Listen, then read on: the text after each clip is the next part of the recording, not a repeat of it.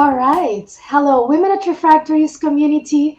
Welcome back to the FireTalks series, a platform dedicated to highlighting women professionals in our industry and giving them the space to share their journeys, insights, and expertise. My name is Jennifer, and here with me today is Seyhan Sanli Aschenbrenner, Sales and Business Development Manager at Thermoheat BV in the Netherlands, which belongs to the Loewe Group in Germany. So, in today's Fire Talk series, Seyhan's long track record in industrial sales will guide us through the theme of the topic today. Are women built for sales success? All right, is gender a factor in sales? Is it a handicap or is it an advantage? So, welcome and thank you very much for joining us, Seyhan. Thank you very much, Jennifer. I'm very excited to be invited here and also able to express my experiences with you. How are you today? Where are you joining us from? I am today at the Thermoheat office in Middelharnis in Netherlands. I just started to work here 1 month ago, so it's a great time also to join to you. And this is my feedback right now in Thermoheat. Yeah, thank you so much again for your time. And it's great. We've heard this new chapter in your career. Can you tell us a bit more about that? How is it going so far? So far, it's really great because this is something right now I am doing actually new because in the last 15 years of my sales experiences, I have been selling the products, and right now I'm selling the services, all the refractory lining services. This is really great right now to deep into the this business, and now we will see how we will go further with. But so far, so good in this area as well. Again, congratulations. And of course, we wish you all the best in this new journey ahead of you. We would like, of course, before going through the theme of today's conversation, to get to know you a little bit more. Can you tell us a bit more about your career journey? How do you get to where you are today? Yeah, it's a full circle of experiences I'm really having right now. I started my career at Turkish Airlines in the cargo department and worked there for 4.5 years and focused on the import and export business. But this was kind of just an internship project where I was working. I was studying in university in Izmir. In 2001, I came to Germany, and I just decided to go actually to study again. And I studied in Baden-Württemberg State. Went to the University for International Management. There was a great chance to be able to have this study program with 50% German students, 50% foreigners, where we really learn a lot from each other. And during my bachelor degree, I also worked in a different internship program. I even worked, for example, in the company Firma Darda, where we are producing, for example, for Brook machine, for demolishing machine. I went to the Baumesse. In that time, I never ever know that I actually jumped to this industry because, but it was such a great. Whatever you do, actually, you are following up your way. Therefore, the internship program during the study, it's very important, vital, where you start your journey, and because the journey follow up somehow. And after that, in this study, I could able to continue with my study international marketing MBA also in Rodingen University. There was also great chance again to different students from all over the world. And then I did my 1 semester foreign study program in Mexico. As I speak also Spanish, I went there, and it was again it's a great because during this Mexican study time, we have visited company Cemex cement plant headquarters, and even in that time, I never know that Cemex will be one day my customer because, it was an opportunity. I catch it during the study in Mexico. They invited us, and now in my previous job, in former job, Cemex became my actual the biggest customer client in the cement industry. So somehow again, my internship, the way how I experiences and the catch opportunities are following up my career feature to complete my circle in my personal and also business development. And during during the study program, I've been actually then decided to go my way to the sales department, because sales is something very live, very proactive, and you need to be really always sharp, smell well, and where you can really able to get the business, and also focus on communication. And I started my first career after the university and MBA degree, and hand hygiene industries in Germany, where I was in key account manager, and then I became an area sales manager. I opened up the new markets in Caucasus and Balkans, and because in the hand hygiene you need to give a seminars, and you need to have also apply, have a fair everywhere. So almost 3 weeks I was with the one luggage. I was traveling from Turkmenistan, Kazakhstan, and going to the Macedonia, Serbia for seminars to meet the end users, also to target group or hand hygiene infection control committee. So it was a great time. In those years, I with my with the limited experiences, actually they give me, in a small company, it's a great to give opportunities. They give me very big job, like opening up a new market. Like I open up the Russian market for this company. I open up also the UA markets. We based in Dubai as well. I went there with all, even the HR process from the all the contracting, helping our company to have established business there. So learned a lot. And then 2013 I came to and came to Netherlands. During those German time, of course, I was always taking a chance to improve myself, also personally, also from business wise. I chose the different program in summertime. I went to the Harvard Summer School for International Marketing in Boston, and it was a great opportunity that my company was supporting me for that.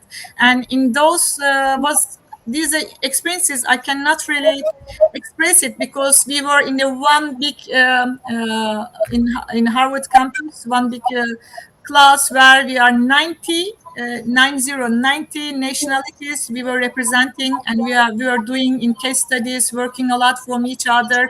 And it was also international marketing course in almost 7 weeks. And after that, after I just see that how amazing it is actually, besides your career, to build up your personal development. And every year I get this opportunity. I went to also Stanford University for strategic management course for 2 weeks. And then when I come to Holland, I also start to work first time in the refractory business. And don't laugh at me, but I didn't know what the refractory means at that time.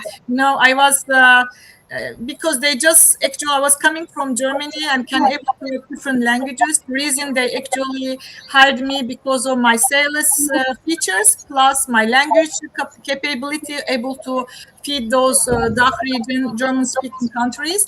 And then I learned what the refractory means. Then I learned what the refractory steel anchor means. And then I think later on I just had a great sales, and also regional and customer.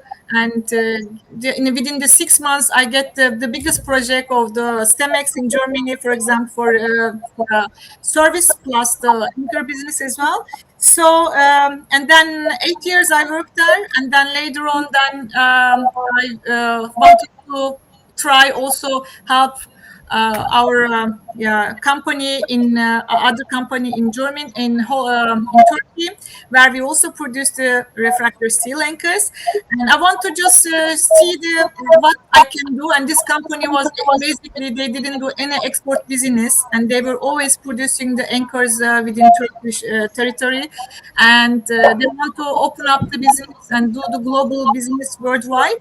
And for them is a big steps, and it really makes me so excited, because something new, like a baby, you have to really work on it, so I see that my previous job was like my baby, where it grows up.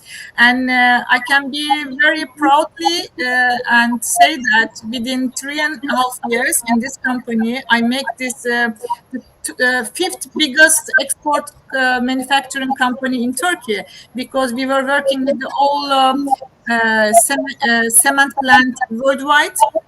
I had a great chance, and luckily they also supported us as a Turkish manufacturing company, and we did our best. I think the biggest success behind it is my communication. All my clients where I was working want to follow up me. They also come with me, and now 1 month ago I joined Thermoheat. Thermoheat is actually also the service company. We also produce the products, and yeah, when I actually joined the Thermoheat, it immediately reminds me how simple and connected our industry really is.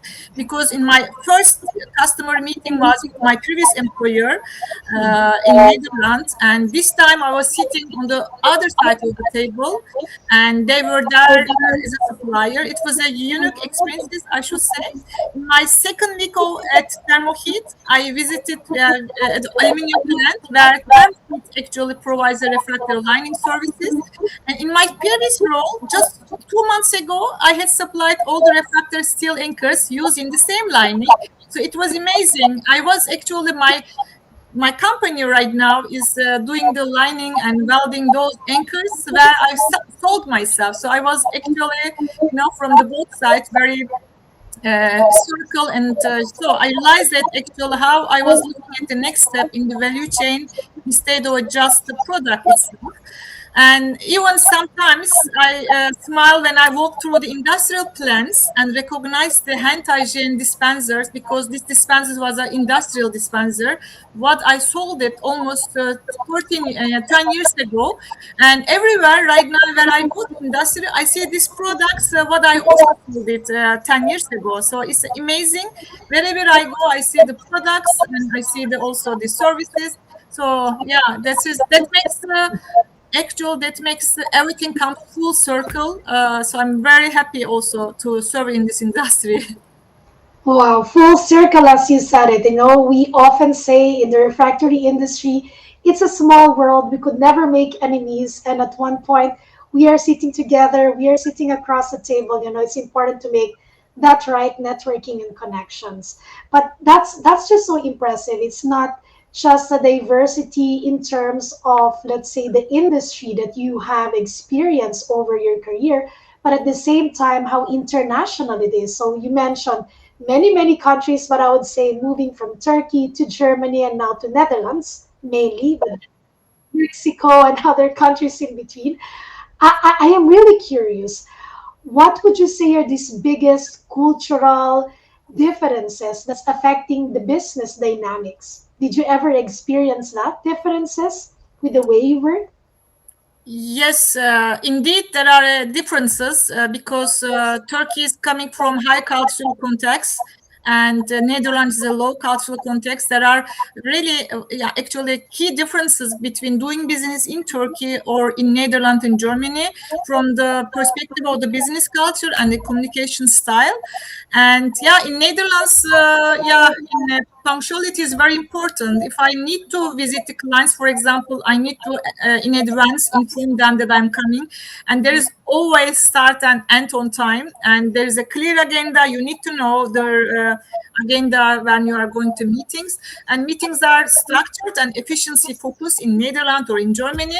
On the other hand, in Turkey is actually time is more flexible in practice, because even I'm just going very close to one of my customer. I can just call spontaneously, ask them, oh, do you have a time for a coffee, can I come? Even such a spontaneous time meeting can be also done. So that is allowed, this context allows to make a meeting spontaneously.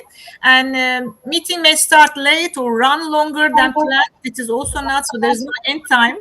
And agenda exists, but discussion often expand beyond it. And decisions sometimes in Turkey can be also outside the meeting.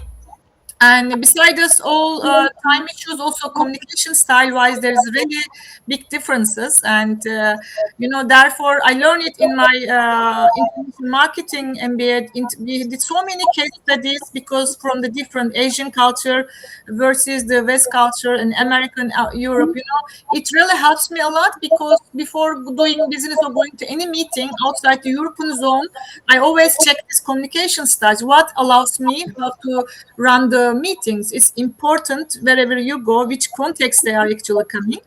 And for example, in Netherlands, this communication style is very direct, very explicit communication, and saying no is very normal and expected as well.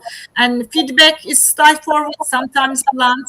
And but in Turkey, no is often softened. You cannot really say just no, and it can be a little bit. Yeah, you have to soften that. You need to know that.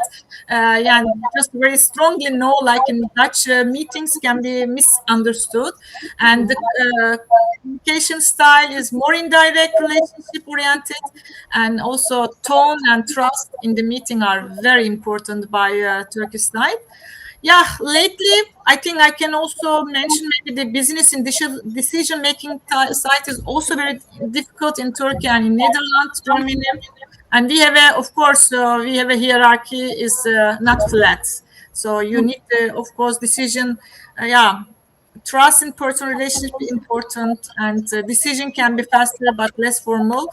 Yeah, those are some difficulties I could able to say, but adapting both cultures, working, living, and studying in both cultures helped me really become more balanced. Combining flexibility and relationship building from Turkey really helped me to gain more customer in Europe, because we as Turks very problem solving, and we are also risk taking. When customer is really asking me something, I do my best to feed the needs in that. That really helps in Europe, because it's the people like it to trust somebody who can solve any problem.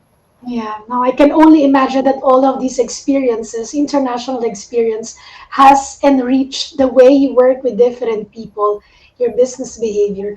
So that is more on generally, let's say, cultural differences in terms of arriving in the meeting on time or making decisions, saying no, and so on and so forth. What about the way women's role are seen in these different kinds of cultural environment? Do you feel that there's big differences? Actually, we have also, yeah, I mean, compared to Europe and Turkey, of course, the women are not a lot in the business side, I will say. Women, there are also women also not working in the industries. But now, big generation, because we have almost from the over the 80 million, we have almost half is 20 very young generation. So young generation is coming up very strong in Turkey. I see that I met when I visit the refineries, cement plant, there are women are coming, but of course it's a less women than men. But yeah, we have also great chance now to build up and to changing it in Turkey. But here, I will say in Europe, female contribution in the heavy industries are also not a lot, but still better than the Turkey. And the women in leadership or the women in sales in particular, do you feel that they are receiving enough opportunities and they are treated the same way as their counterparts? I think even they became much better than the male, because in these heavy industries, I would say I'm so happy that I think I would definitely continue my career in this industry, because this is very sophisticated industry, technical, and all the people are so serious and take their job. And as long as they see that a woman, doesn't matter like which gender, but even when they see the woman in front of them, they even tell me I was expecting it, because my name is also, yeah, Seyhan, they don't know it's a female or male. When they see me, and oh, I didn't expect you, they expect a man colleague. But even the meeting became more dynamic with the woman, like, because the energy is different and the cultural wise you are different, and somehow you can really shape the meeting very well, and they also see how you are really well, technically well expertise, and you know what they do, and they really respect, and they really give all their sports they have it. Believe me, I have the mostly so many plants, cement, all even the steel, always help me. And just visited once a chemical plant last week and asked it, can you give me the turnaround contacts, for example, because he's working as a freelancer turnaround business, and he just shared with me. This is really great support. from male colleagues because they really appreciate it. As a woman in this heavy industry, it's really difficult, to although it's not really working at the high buildings in Unilever, Diversity, where you just go, you are going to site. And actually, in this business, our job is on the site. And I like to be close to client. I like to be close to jobs we are doing it, to watch them, how we really replace actually the expansion joints, how we do the lining, because you learn when you go to the sites. And I should say that's perfectly supported by male colleagues. It is great to hear, based on your personal experience, that there is some sense of male allyship in our industry. And in the Women at Your Factories initiative, it is something that we continue to drive and continue to give, let's say, a spotlight on the important role of our male colleagues in supporting women empowerment in our industry. And I'm really happy personally to hear from one sales manager to another that you feel well supported by the male colleagues. And I hope this is true for many other colleagues, many other peers that we have in the industry. Indeed, in at Thermoheat, I'm very proud that women number of the women in the management more than the men, I will say. So this is our project team is a woman. There are two yeah supporting us, and in the sales trading business we have two women. And I just joined the company as a sales and business development manager as a woman. So it's really great because when there is a woman in the team, you see the dynamic and proactivity is so different. And I think the male colleague also like this energy. Yeah, I completely agree with you. But there are things that are, let's say, controversial taboos surrounding women, especially in commercial role. I remember a few years back, before joining a commercial role, I heard from one of my previous colleagues that, look, women, and this is controversial, women succeed in sales because sometimes, or oftentimes even, they rely on flirting. Would you agree on that, or would you think otherwise? I think, unfortunately, this is really stereotype because woman, when you think about woman and it's a young, dynamic, and they think that is kind of the first thing the people thinks maybe flirting or something. But I strongly disagree with that perception, especially in heavy industries where we are working now, which is because heavy industry is highly technical and sophisticated business. Success is based on expertise, trust, and long-term relationship. And in my experience, working as a woman in the industry has often been positive, and many cases, clients, colleagues are very respectful.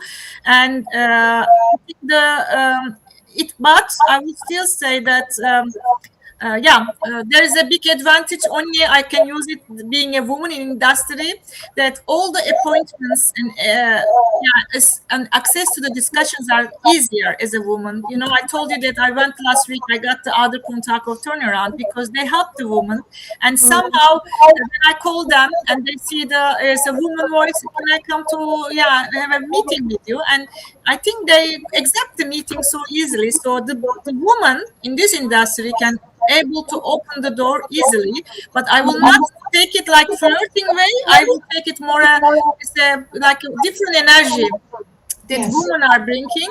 And therefore I will say that, but in some industries, in a B2 industries, in hospital industries, I will say maybe it's different. But in our industry, ultimately success in technical sale is built on consistency, expertise, and trust. And reducing women's success to stereotypes overlooks the real effort involved, and women often still need to continuously prove themselves in the workplace. And therefore, so far, really, I'm very happy that I didn't get typoed any behaviors. Yeah, I can only strongly agree with you on that point, that for you to be successful, it's not just about personality and how well you connect with people, but definitely you have to prove yourself in the heavy industry, most especially, that you are strong also technically, right? And you can deliver. So, Indeed. completely agree with you on that. And earlier you mentioned that you are very satisfied with the support around male allies in this industry. What about female colleagues, female allies? Do you feel also as much well supported by the females in our industry as much as the males? Yeah, that's a great question. I was actually expecting that that you will ask me because. But do you want me to be really honest? Yes, we are here for that. Honestly saying, that is the big gap that I didn't get any support from any woman colleague in this industry. I don't know really why, because the way how I request it is, I'm doing with the gentle, the best how you expect, but sometimes. Yeah, I think we are a few women in the industry, and therefore maybe there's a competition which they think, and they don't really share the contacts. They don't really give information. They try to be, for example, yeah, I'm in my previous job selling anchors in a company in Holland, for example, and I worked there 8 years. And 8.5 years, I was the best salesperson with the figures. The salespeople are very easily to measure their success, and I had a great numbers in sales. And but the company has the new sales director, a woman, and woman just came, and she thinks that she cannot work with me, and then I have to find another job. But there was a five other male colleague. I was the only female in the team, which I worked there 7.5 years. I already showed my capability, and I was the best one in the sales with the sales figure. And somehow, because maybe the character wise, she doesn't want to have a strong person in her team, and I was really out of the team. So it happens. So therefore, I thought even women should support each other. I was the only one. On the other hand, when I asked, for example, in Mülheim, one refractory producer, when I asked, can you please share the contact in Turkey? And they just don't share it. I said that I want to only go there, your localization in Turkey to contact. But they say, no, I can't. And then maybe the last, when I just, there are also cement plant, some female in purchasing department, and I just kindly ask, for example, you give all your efforts, you want to feedback, how is our offer, and they say, yeah, unfortunately we have to work with other contractor. And I said, can I have the reason why? And they said, I don't need to tell you, like I just close the conversation without supporting. For me to get a feedback from client is very important to improve our condition in the next turn, but then they just cut it because they don't want it. And now I really, if any of female colleagues are really listening right now, please support each other. We are not alone in this industry. We need your support, and the male colleagues are doing a great, and let's cooperate it. And actually, when I just find out this women refractories group, I was the one who really grew in very quickly, because I said, yes, now we can able to support each other. We know each other. So this is also a great channel right now through you, that I could able to voice it, that really please support each other. We need each other. We can grow much better together. Yes, yes, we are smiling or laughing about these stories, but it is indeed very sad to hear that based on your experience, you are not getting, let's say, as much support from female peers. And as you said very well, this is something that we would like to change in our industry and overall, like just in the working environment of women, to be more supportive of each other. That's a Hopefully. great point. And of course, we are here talking about women empowerment, but also we would not like to sugarcoat what the situation is, what your personal situation is. And I hope this is something that is more of isolated case, because I have talked as well to many other women in our industry, and of course the experiences are always mixed. Some people feel that they are well supported, some people not. But definitely this is something to look into, right? And I appreciate your call for whoever is listening to, yeah, just try to be more open minded. Doesn't matter if you're male or female, just we are all humans. And I guess kindness is number one. It's not about your gender, but just being kind to one another. Indeed. So let's go on to another question. So commercial role is a high pressure role. We're dealing with a lot of stakeholders, pressure coming from left and right and so on. in the ideal case, things go according to your plan, you win your contract, you celebrate. But sometimes also it could go the other way around. You can have rejections, you can have setbacks. I am curious, as a woman in the commercial function, how do you handle these kind of setbacks, rejections? Yeah, honestly saying, at the beginning of my career, it was very painful. It was very hard, especially if you are also emotional. I know that emotion shouldn't be in the business context, but we are human. We are also, yeah, we are carrying our emotion as well with us. And sometimes this type of the rejection was very painful. Mhm, But with time, with the experiences every year that I face to face, I learned that, and I see now rejection is actually is a natural part of the sales, and mhm, where opportunity comes to learn. So because then, but as long as the clients are helping me, why it is rejected? Then because you need to mhm, also update your project. The reason we are rejected is this, and then you can able to know. But sometimes when the client is, as I mentioned in a cement plan, they say we don't need to explain to you to cut the conversation. That is then not really nice. And I mean, I will not say it's a very kind way of doing business. And you need to still have your supplier to improve their condition, not to reject next time. And mhm, yeah, and of course, when significant effort is invested and a proposal is rejected without clear feedback, then it is disappointing. However, and I try to reflect on what I can improve, focus on the next opportunity, and therefore, in ultimately, I can say every rejection teaches something valuable and helps refine my new approach next time to make it better. And most of the time, next time always work, and I got it. Yeah. Yeah, so just it's I like your point. It's part of our journey. We cannot always succeed. We have to learn how to accept failure, and also balancing that being human, having our emotions, but also staying on a professional level. I'm getting to the next question, but just before that, I would like to show you one of the comments that we received live from our chat group. So one of comments we received is that ask about the support she gave to young women. Seyhan became an inspiration to many women. That's very kind. So do you like mentoring young women in the industry? Yes, a lot actually. And whenever, some people, when you visit the industries like cement plant, refiner, doesn't matter which role they have. Sometimes I see them females in the door, like the, registration office, or sometimes in the safety office, doesn't matter. But every female wanted to be seen. And doesn't matter which role, really, even in the door security. I really go there. I said, how nice that you are working here in this industry. It's not that easy. And then I appreciate them. I see them. I show them. I see you and ask them as well. And in LinkedIn, and when I talk to some of the, for example, some of the new young engineer in the cement plant in Turkey, they always ask me, as I come from foreign country, how is it there, can we have the job opportunity, what they needed.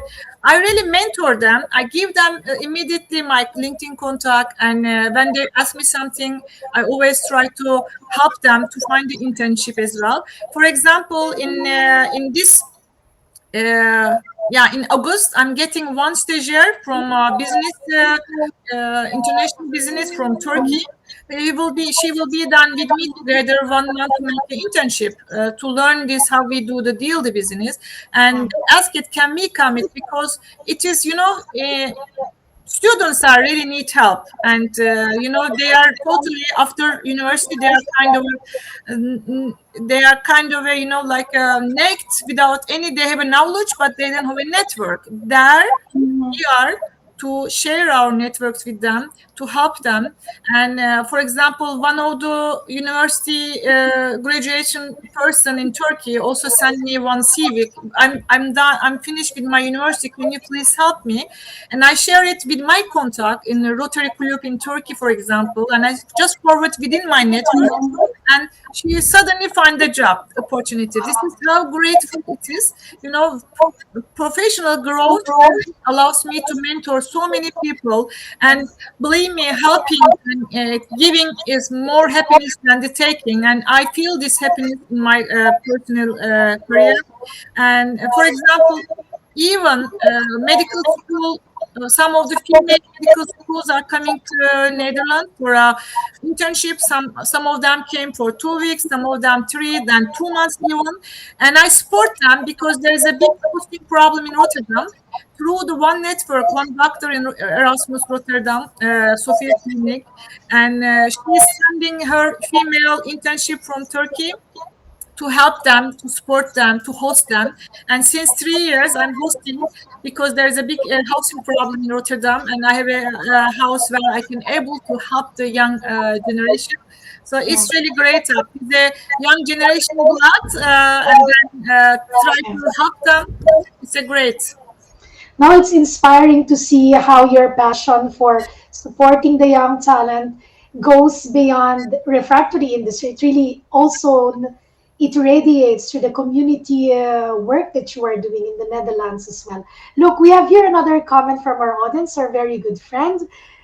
Great talk, thank you. Can you share how you manage balancing intensive professional work with family life? Wow, what a great question. Yeah, that is a bit. It's a good question. Great question. Thank you very much. This is indeed. It's very difficult because if you are especially a mother and you have a small child, and you need to have a great balance, also making at home nicely, and also doing your business quite well. And yeah, it is very hard, I should admit. It is challenging. You need to really sacrifice from your own time to make the both sides harmony, in bring the harmony. And how I did it when my son was, yeah, I mean, now he's 11 years old, but when I start, he's just born, when I started the refractory business. So he's actually kind of born in this industry, and I have to travel a lot. And how I did it, yeah, I think once you are in, somehow I would say when you help the others also help you. And all my neighbors and my mom and dad, they come from Turkey. Sometimes when there's a big exhibitions, I'm 1 or 2 weeks away from home, they come to support me. And especially I'm a single mom, so I need more help from outside. And I have a great community where I live in Rome, close to Rotterdam, and all my neighbors, and they are helping as well. But yeah, it was very tough. And right now, our CEO is also a woman, and Charlotte, she is also a mother, and our company has a very big respect on the mothers, and also who still do their business. I think it is more understanding to each other. If the company knows your situation and they understand it, I came to work when my son goes to school, not before goes to school. So this is really great that women are also supported by the companies as a mother. Mhm. And that's really demonstrating the importance of having this diversity in the workplace, because the more women you have there, the more also could relate to your experiences. And of course, men can relate as they are likewise parents, but I really believe that each of us, have different functions in the way we work. And as you said, having this strong support system around you, families, neighbors, the community, your workmates, super important to have that balance. And especially us in the commercial roles, this is something that I am still trying to figure out, like balancing personal life with the very high pressure job, traveling across different countries, continents, and having your personal life in balance is such a challenge. Such a Indeed. challenge. All right, so we are heading to the closing of the session. I have a few more questions here, and I encourage everyone who's listening, if you have questions, please feel free to type it in the comment section, and we will try to address it before the session ends. So, in your point of view, how do initiatives like Women at Refractories help shape the future of our industry? How can we help support the gender balance in our industry? I think we need to bring more engineer and try to focus on more engineer women, to train them, help them, open the door for them to bring this industry. And yeah, just yeah, open the door for internship so that they see that this refractory industry is actually great to work with. It is even really, and I'm very very happy to work in this industry where you learn every day. You learn it, you know. It is never boring in this industry because the products you produce, the service you give, the people you met from the different plants, and you know, the for example right now at Thermoheat, I just joined to the you know, we are working with almost the all production plants in Benelux and Holland, and you know them. You know, it's really great able to see how the countries are growing, and so we should show them.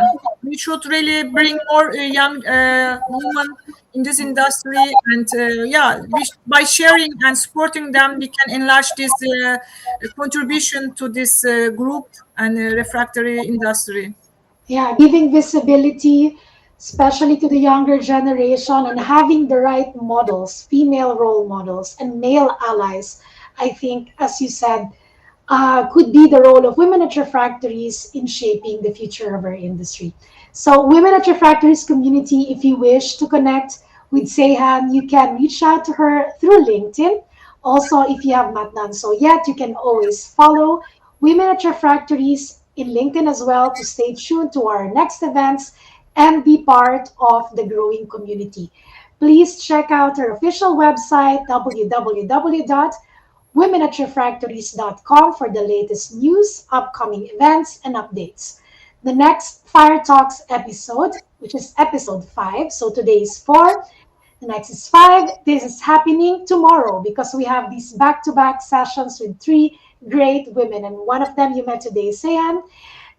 Tomorrow, Tuesday, 1 p.m., we will be featuring 2 other wonderful women: Olga Duszowska-Sztipka, Sustainability Manager of Vesuvius, and also Projects and Communications Manager at the World Refractories Association. We will also be joined tomorrow by Edina Alibasic, R&D Manager at Höganäs Borgestad AB in Sweden, who will be my co-host for tomorrow's session. So this will be an MS Teams meeting, very interactive. If you have not done so yet, please register. Check out our post in LinkedIn and you can find there all registration details.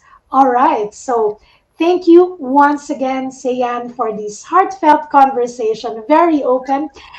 Before we close this episode, do you have any parting words or message for our viewers? Yeah, thank you very much. I really enjoy it as well. It was a very nice conversation, and my advice will be actually for all young generation or all female colleagues who wants to really try it, and they have to stay curious, be patient, and focus on truly understanding the industry rather than focusing on sell. And I never, for example, focus on sell. It's better to understand, especially now, which industry you are working in, and always stay and well and close the door well wherever you work, wherever you started, you know. And also, as I mentioned, internship, like this, you know, the broke machine, then the Cemex, and then all the anchors I saw. Now I'm lining. You never know when you will see the product which you sold or when you see the services you sold. So always close the door well with the that you do internship or some of the expenses. And also I would say stay out of the comfort zone and always observe the experienced professionals, listen carefully, and always think before reacting, especially in written communication. But you know, like, these are actually the advice I could able to express them. And always be open is the and be authentic, because authenticity in this sales business works. I am Yes. from Turkey, and I'm proud to be from Turkey. I'm proud to work for the company in Europe, and I always became myself, because this is the by this being yourself is the biggest success in life. And therefore I just advise them also, just be yourself and authentic and stay there. That's beautiful. And by the way, I will be in Turkey next week. I can't wait for the great food that you have, for the Yeah, Turkish coffee, but also for the great people and doing great business in Turkey. yeah, It always has perfect. a special place in my heart. Where are you going, by the way, in Turkey? I will be in Eskişehir next week. Oh, nice, great. Eskişehir. Yes, indeed, you have a plant. Yeah. Okay. Yeah, And enjoy it's it. If amazing, you have, for the viewers, Seyhan and I haven't met each other in person. So we will never know in which side of the world we will be meeting each other in person. But I could say I can only look forward to it, Seyhan. okay, perfect. If you have any question and any advice, let me know later on about Turkey. And also I will.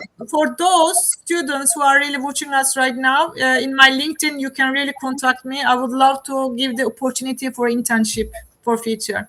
Wow, that's really beautiful. And Sayan, you're one of the women that I have not yet met in person in this industry, but just hearing about you, watching what you post, it's just inspiring for a woman like me to a woman like you. I hope that this environment of women supporting each other will really flourish in our industry. And please count me in as one of the women who will say Sayan is a great person, is a great in business, and I would love to support you.